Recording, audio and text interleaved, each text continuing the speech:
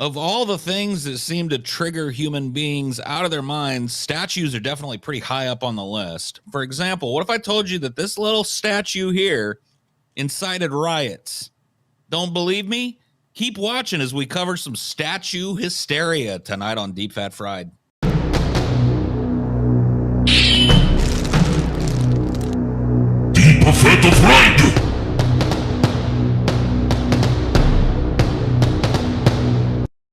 The statue of the dog? Yes.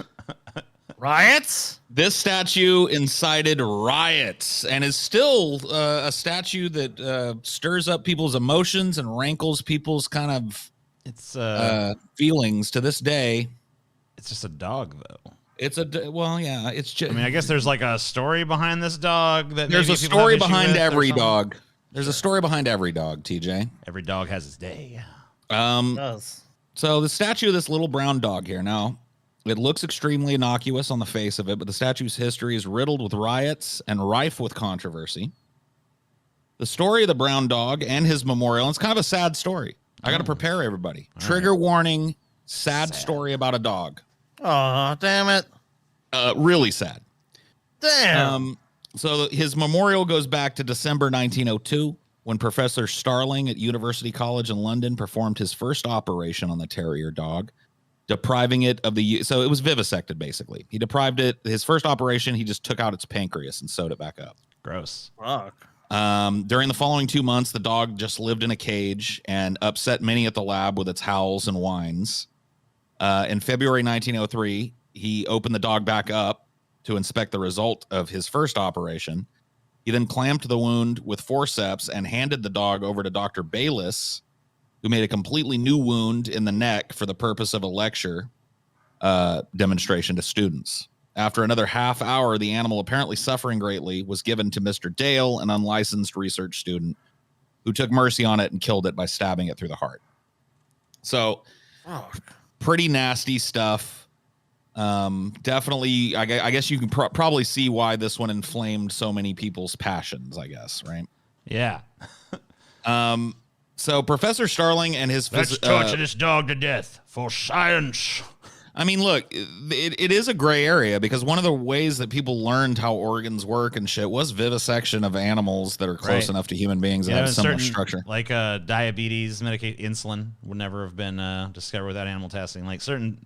there's definitely been some pretty good productive breakthroughs made through the process of animal testing, but still a pretty unpleasant fucking thing.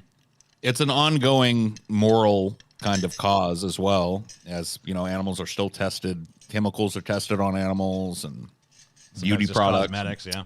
Oh yeah, a lot of products even tell you outright we don't use animal testing as a marketing point. Sure.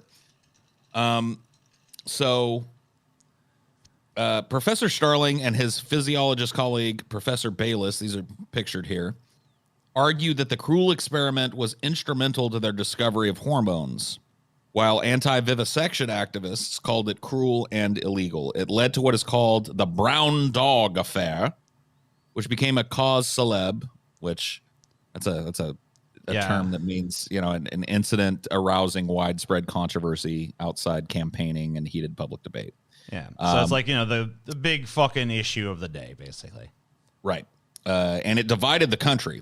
On the 14th of April, 1903, Lind Af Hagby and Chartow showed their unpublished 200-page diary, published later that year as The Shambles of Science, to the barrister Stephen Coleridge, secretary of the National Anti-Vivisection Society. So somebody caught word of what had happened to this little dog, and it got to the right channels and ended up getting to somebody with a little bit of political clout and power.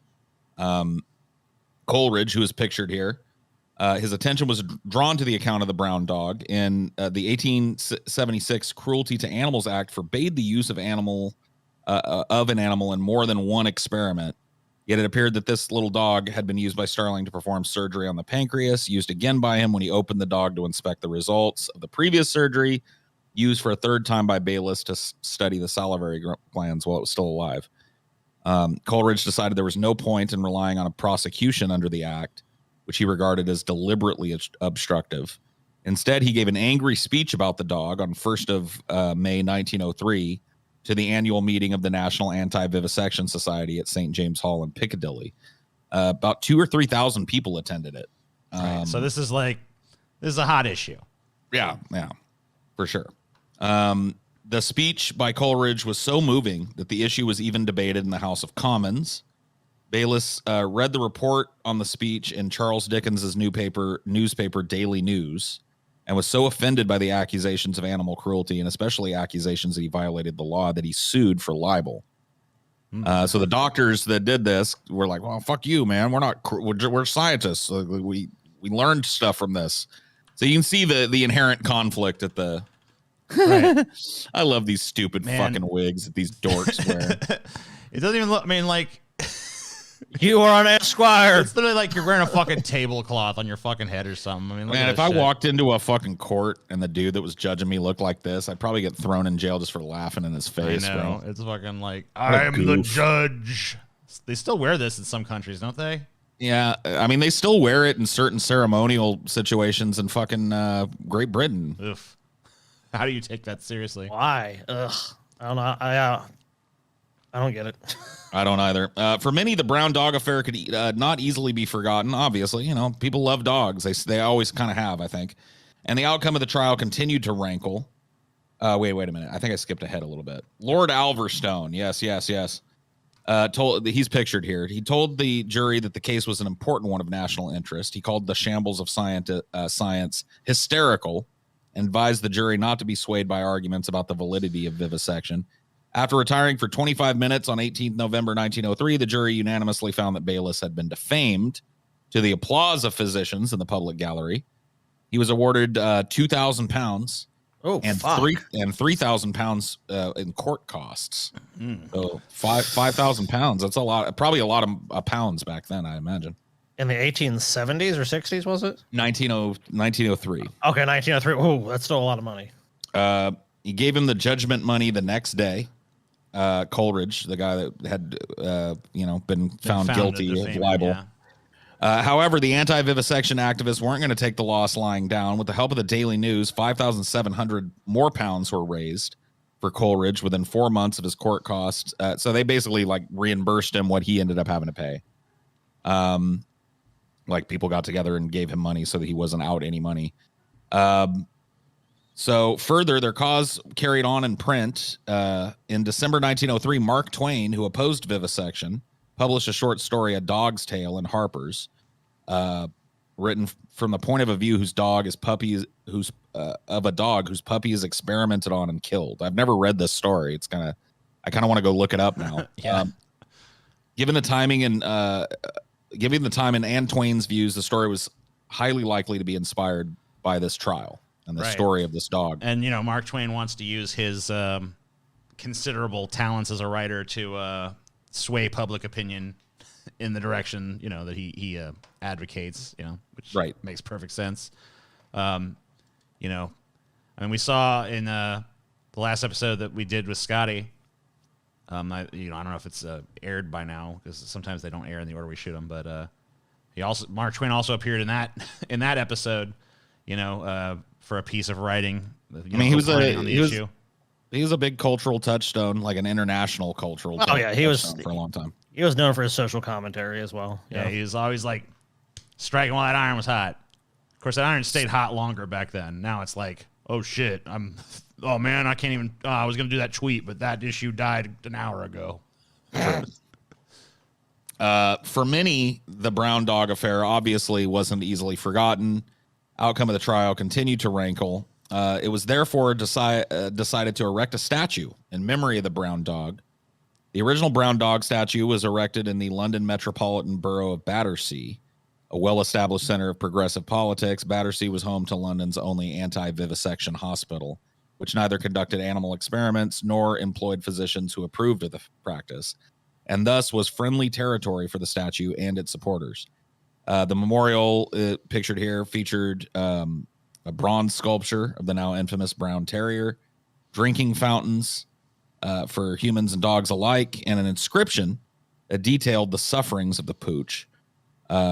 called out University College of London by name and advocated for the abolition of such experimentation. The full text on the plaque of the statue read, "In memory of the brown terrier dog done to death in the laboratories of University College in February 1903, after having endured vivisection extending over extending over more than 2 months, and having been handed over from one vivisector to another till death came to his release. Also in memory of the 232 dogs vivisected at the same place during the year 1902. Men and women of England, how long shall these things be?" So, when word got back to London, the medical students learned about the inscription on this, and they went apeshit, basically. By the end of 1907, they'd gotten so worked up about this thing, like it was like the center of their unit. They felt like it was just like a standing slight to them to have a statue that read that on it. You know what I mean? Yeah, it's like a big middle finger to you, like, fuck you, monsters, dog-killing pieces of shit. Yep. And by the end of 1907, all their salt was finally transformed into action. First, 10 of them attacked the memorial with crowbars and hammers. They were arrested and quickly taken to court, where they were fined by Judge Paul Taylor. This triggered a fresh eruption of anger amongst medical students. Over 1,000 marched through London with an effigy of the judge, which they threw into the River Thames. Thames, I think that's how you say it. Thames, yeah. Though foiled by the round-the-clock police protection that had been assigned to the dog statue, the incident kicked off the Brown Dog riots that saw medical students from various prestigious English universities clashing in the streets of Battersea with anti-vivisectionists, suffragettes, trade unionists, socialists, and other progressive factions. So, as well as fighting police. Oh, man. The more shit changes, the more it stays the same. Yeah, I mean, like, you just realize when you do this show, like, you know, everything you think is like some kind of like, well, this is like crazy right now. It's like, no, just always been crazy. These damn liberals care about some stupid dog more than they care about science. Let's go tear that statue down. Kill them in the streets. Well, that's where people meet. You got to meet in the streets, right? Absolutely. The mainstream press was apparently largely supportive of the medical students, offering up mind-blowing headlines like "Medical Students Gallant Fight with Women." Okay. And dismissing the inscription as, quote, hysterical language. Damn. Things finally cooled down a couple of years later in 1909 when a conservative council was voted into power in Battersea. Tired of the ongoing controversy, the new government ripped the statue down under cover of night, just like we do now. Like, you know, they try to... like, we're tired of this shit. Just fucking pull it down. Pull it down when no one's looking. Whether it was more due to the politics or the cost of the constant policing of the statue, it was a devastating symbolic blow to the animal rights activists. The removal provoked much controversy, not only in Battersea, but in a wide area of London. Public disapproval reached such a pitch that on 19th of March, more than 3,000 people marched from Hyde Park Corner to Trafalgar Square, where a public meeting was held. Attempts were made to have it put back in subsequently, but the memorial had disappeared. Despite petitions and legal injunctions undertaken to restore it, the statue was hidden away in a blacksmith shed and ultimately had been melted down. So they were trying to say, like, hey, put the statue back up, motherfuckers, and they didn't know that it had already been fucking, like, destroyed. So some people would never forget the poor little brown dog. And finally, in 1985, the National Anti-Vivisection Society, which I guess still exists, gained the funds and permissions to erect a replacement statue of the little brown dog near the original. You can tell this replacement statue was a lower budget statue. Yeah, it looks like it probably was. It bared the controversial inscription of the original, though. So they kept the same inscription on it. The British Medical Journal described it as libelous back in 1985. So again, it just like almost erupted again over the replacement statue. Echoing the fate of the previous memorial, the new dog was moved into storage in 92. So it caused a bunch more fucking upheaval and bullshit. So in 1992, by Battersea Park's owners as part of the park renovation scheme, anti-vivisectionists campaigned for its return. Suspicious of the explanation, it was reinstated in the park's Woodland Walk in 94, near the Old English Garden, a more secluded spot than before. And that's where you can find it to this day if you want to go visit the little brown dog statue, the replacement little brown dog statue that triggered everybody to death. So yeah, I thought this was pretty funny because, man, just looking at this, you would think like, okay, here's a statue that nobody would ever fucking like riot over, campaign against. Nope. It's just a little doggy. Yeah, I mean, like multiple fucking riots, clashes in the street, countries divided, people fucking fighting each other. Well, I think you get it when you talk about like the Civil War statues, because that's a lot. It's like you're talking about slavery. You're talking about like oppression. This is like some people don't give a shit about experimenting on animals, and some do. Sure. Yeah, it's just a strange little kind of footnote in history. Definitely goes to show you that these statues are like powerful symbols, man. Yeah. And I guess the next one we cover is powerful for a different reason. It's sex appeal. You guys ever seen the giant Marilyn statue in Palm Springs? No. No. Yeah, I actually have a picture of myself at one point somewhere standing between her legs and looking up her skirt. Yeah. This is a pretty iconic sure that's probably one of the statue. most popular photo ops you could do at this statue, though, right? Yeah. Well, no, yeah. Actually, it's one of the only things that's worth seeing in fucking Palm Springs. If you want my opinion on it, Palm Springs is kind of just like a little boring golf shithole resort town or whatever, and it's definitely the most standout piece of architecture or whatever, civic engineering or whatever you want to call it, in that town. And of course, that means that it's also incredibly controversial. And this one, you can probably guess, why it's controversial. It's a very sexy, statue. You can see some nipples poking out of the dress there. You see it? Yeah, I see. Oh, the nips. See a little bit of nip. And, and of course, this is an iconic pose for Marilyn Monroe. So this statue, it didn't quite cause riots, but it's still highly controversial. It's gone through a lot of back and forth over the years. I thought it was pretty funny how hard people have campaigned against this. The 26-foot tall statue made by artist Seward Johnson in 2011 features a larger-than-life Marilyn standing over a subway grate as a breeze from the passing train below causes her skirt to blow up and reveal her undergarments. Crafted from aluminum and stainless steel, it portrays Monroe in her famous scene from the 1955 romantic comedy The 7-Year Itch. Visitors are able to stand beneath the statue and get a view of what, according to today's styles, is a somewhat antiquated pair of granny-style underpants. Mm-hmm. So, lest you think that you're going to look up there and see a nice, tiny little I pretty much G-string assumed I was not going to see like, oh my God, she's naked on her, like, whoa, you can see her bush.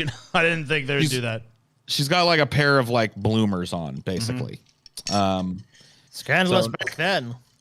Yeah, it was not a string bikini, not a bikini brief cut, no sexiness about it. It's pretty much granny pants, and which is what she probably would have worn back then, as TJ said.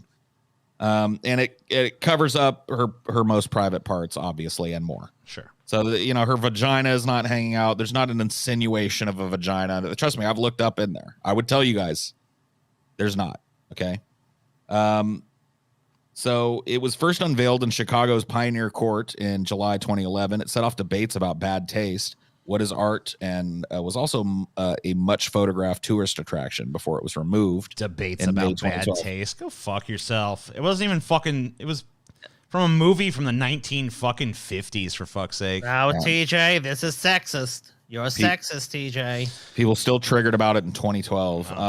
So I think there's a little video we can watch here of it. Yeah, kind of the controversy, a story about it. I think I got it time-stamped too. Yep. Let's see. All right, everybody look up and point. It's perfect for a day like this, so if it's raining, you stand. Oh. See? Oh, there's children in this Chicago park. Please, please. No. Think of the children. No, what if they see that? Oh, TJ, they should remove the statue. Do you want to know why? They did remove it from Chicago.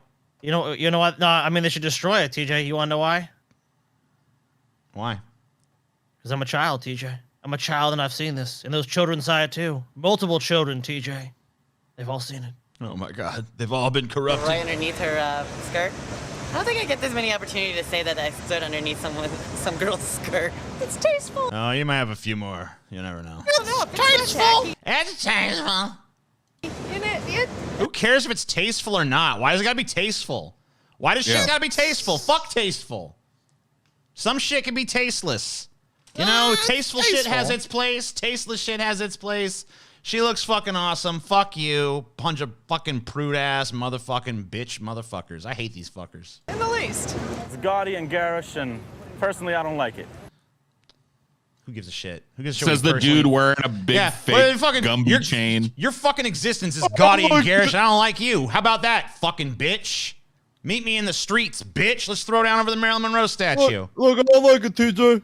I like it, punk man, bitch. She's wearing a fucking silver chain. It's gaudy and garish. I'm surprised you even know those words. Did you fucking consult a thesaurus before they fucking interviewed you? Punk bitch motherfucker.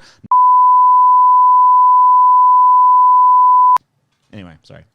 It's just too much. It's too much. You're too much. Fucking, I hope you get... That dude got splattered by a car on his fucking way home that day. This old woman looks like she loves it, dude. She's like, oh my She's looking at it God. with reverence. What do you think? What do you think? If she's about to say that she doesn't like it, she's lying. Because I can see in her eyes that she fucking She does. loves it, dude. She loves it. I don't care what fucking words come out of her mouth. I already read her fucking expression. I think it's classic. Everybody knows it's Marilyn just by that picture. Hell yeah. She knows. It's true. It's great. I think She's an icon. Pretty much. They did everything great with the materials. Yeah, that kid knows what's what. That part, not so. They're provoking people to think, you know, and sometimes They're not provoking anyone to think. It's not supposed to be a think piece. It's fuck. So wait. So some old, so basically not old, some middle-aged dude and some dumbass kids are like, it sucks. It's garbage. It's too much. The kid just doesn't like the butt because he's the cooties or whatever. But like the fucking dude, the chain wearing dude, is like, man, it's just gaudy and garish and too much, bruh. You know what it is? I don't like it, to be personally honest with you. I just like personally think it's like distasteful and stuff, bruh. Because even that statue's out of his fucking league, dude. That's what it is. I don't need to be reminded about the fucking pussy I can't get. Come on. you got to do that to get them to think outside of their own norms and standards. So I think it accomplishes that probably. I like it. Probably. I just don't understand why she was chosen to be the biggest statue I've ever seen in Chicago. Why not? Well, let me explain it to you. She's a fucking icon she's a classic piece of Americana. That's like one of the most fucking famous scenes in like cinema history. And it fucking rocks. And that's why. And there's never gonna be a statue of your ugly ass fucking sitting around anywhere. I can tell you that much. Damn.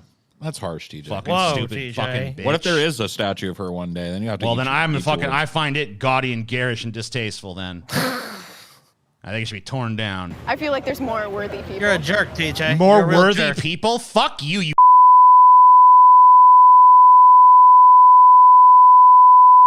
If there were more worthy people, there'd be a big giant statue of that more worthy person standing there. Nobody's exactly like suck a somebody wanted to do fucking a big statue old of her. fucking bag of ass, you fucking hag. Jesus Christ. She's not worthy. You want to know we know she's worthy? Because someone actually made the statue. That's how you know. And people are actually talking about it and fucking gathering around jealous, it. ugly bitch.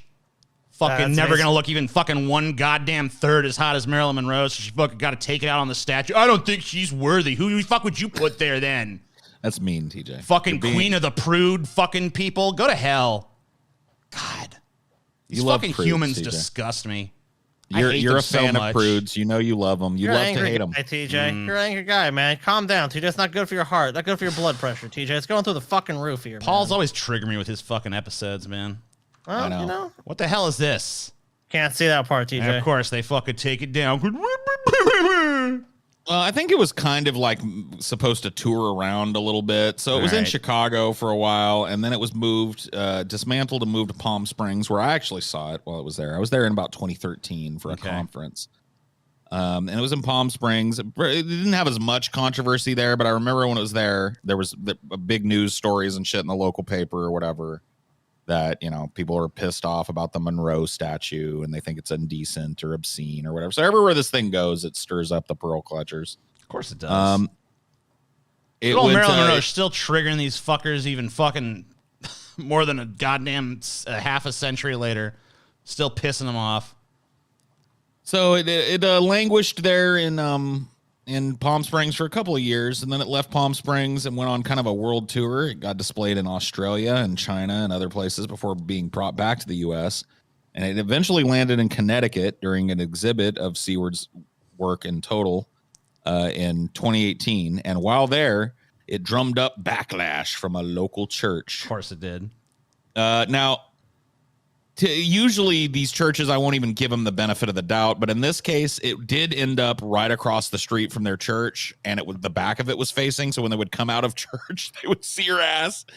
I really don't care because that's a fucking thing of beauty, dude. Yeah. If anything, they should be paying the guy who created it, this fucking what's his name, John Seward Johnson. They need to give him some money. Yeah.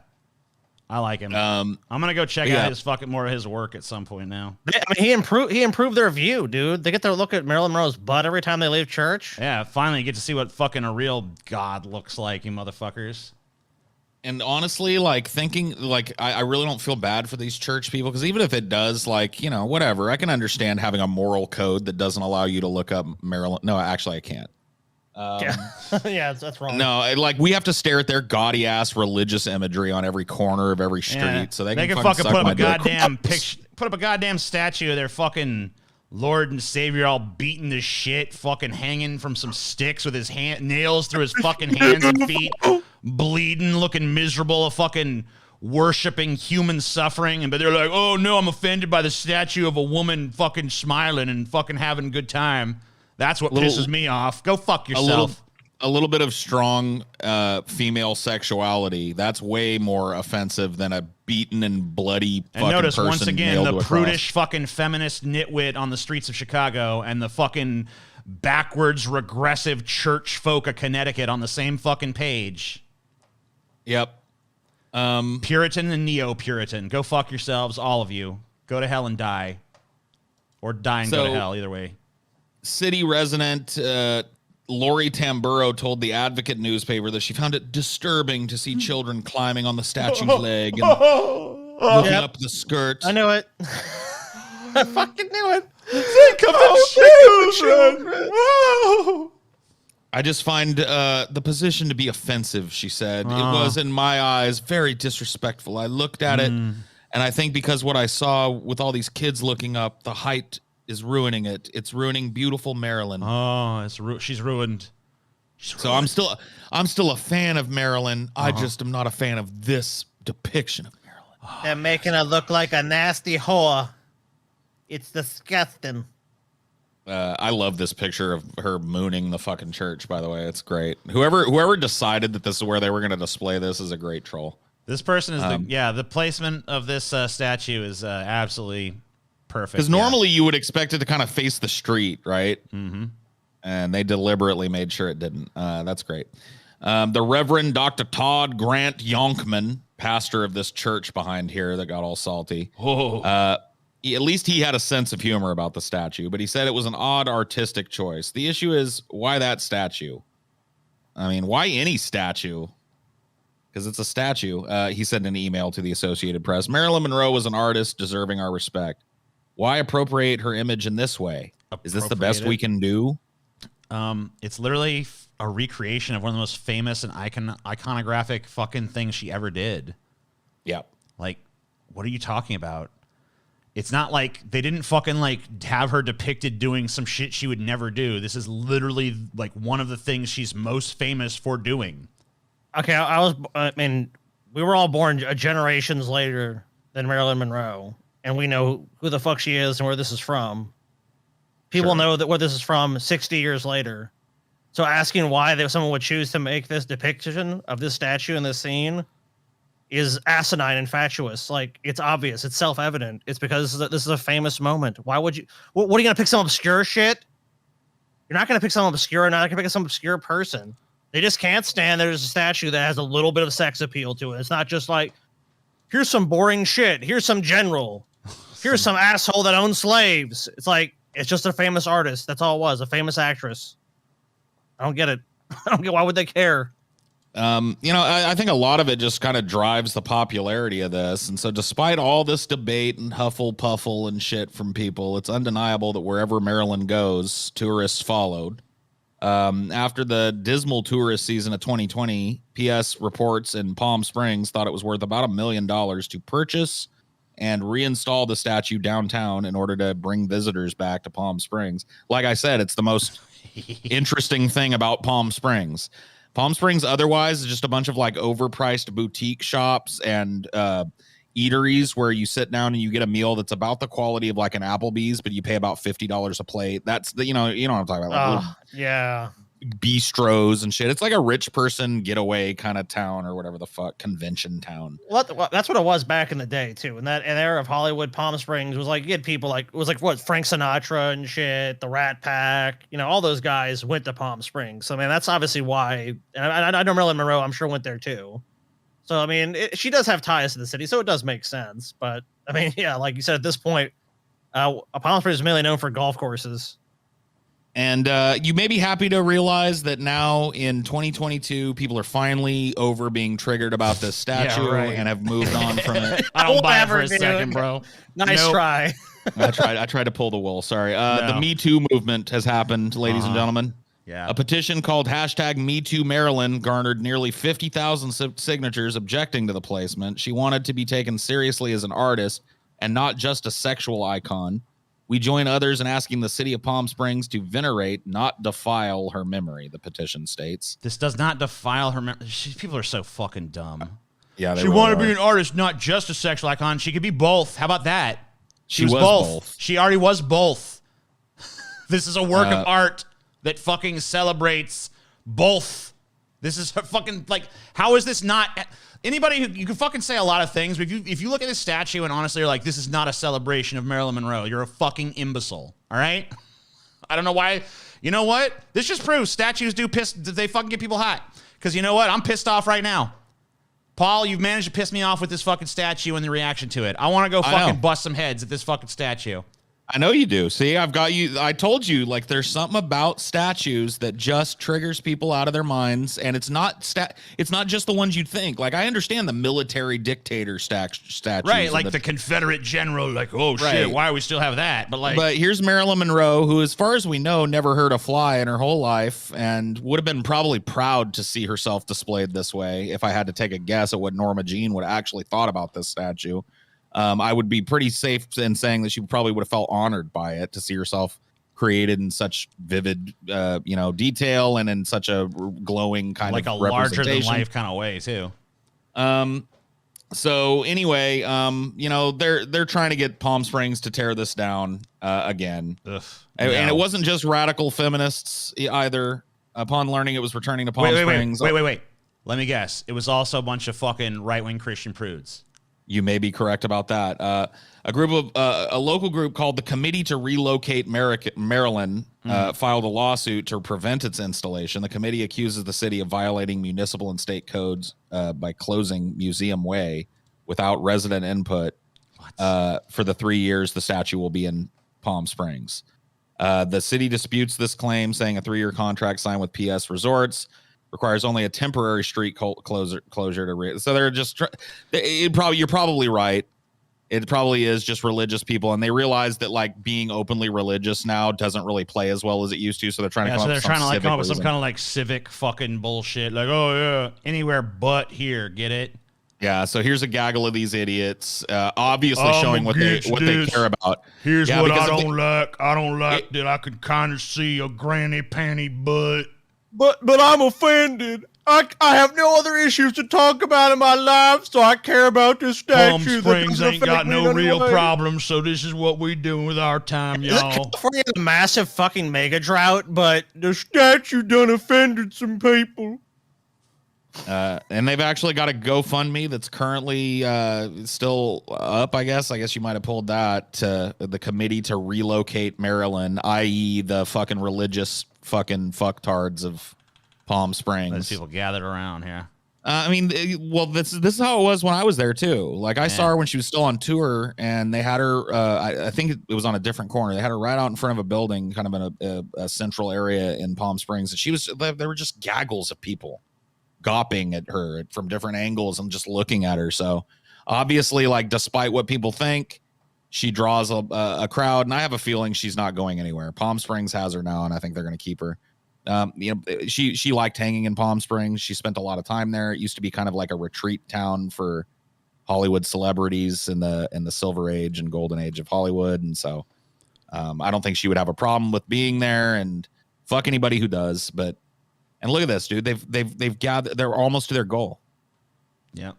$5,000. Someone gave $5,000 to this asinine campaign. I am an anonymous moron. This is a bunch of rich fucking religious people in the Palm Springs area who are probably being like, yeah, except that it already said that this statue brings in millions of dollars in tourist money. So this little piddling $100,000 ain't gonna mean shit if they manage to raise it all. It's gonna mean a lot for whoever's doing this campaign and puts a lot of that in their pocket as a fucking as payment. This is recent. Yeah. I mean, this is ongoing. It's just people are still triggered out of their minds by this statue, and it's been around since when was it? Opening a pellet. Let's look at this fucking latest fucking update from this piece of shit Trina Turk. Opening a pellet brief in C. Crema's case against the city of Palm Springs has now been submitted to the California Court of Appeal 4th District. The focus is on the city's illegal closure of a public street for the installation of a statue and whether the purported 3-year closure is in fact temporary. In researching the matter, our attorney has cited relevant legislative history, blah, blah, blah, blah, blah. So, yeah, they've totally fucking put their real objections behind this smoke screen of like, we're worried about the street being shut down, you know? Whatever, dude. Your donations have made this appeal possible. All right, I'm starting my own GoFundMe called the fucking...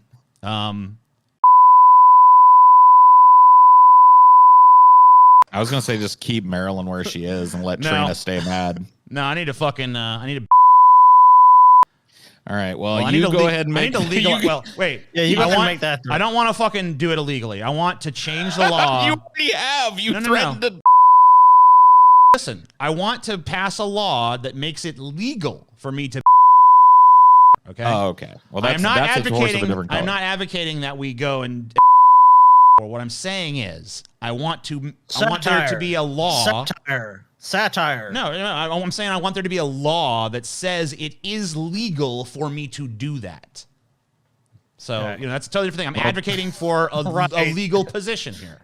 Okay, I don't think me and Paul are advocating for that position. Yeah, I think what I'm learning is anybody who starts a GoFundMe is a piece of shit, and they're not getting my money. Yeah, don't do it. Just don't give money to GoFundMe, because it's like, it's always either, I mean, like, I'm sure there's people that fucking do shit that's like, whatever, medical expenses, but like, we shouldn't even have that anyway. There should be fucking universal health care, but I guess, whatever, this country's a shithole. I hate this fucking place. Can I just leave? If you guys want to see TJ get triggered by even more statuary from history, let me know. There's plenty of these. Till next time, I'll see you guys. Bye. See you then.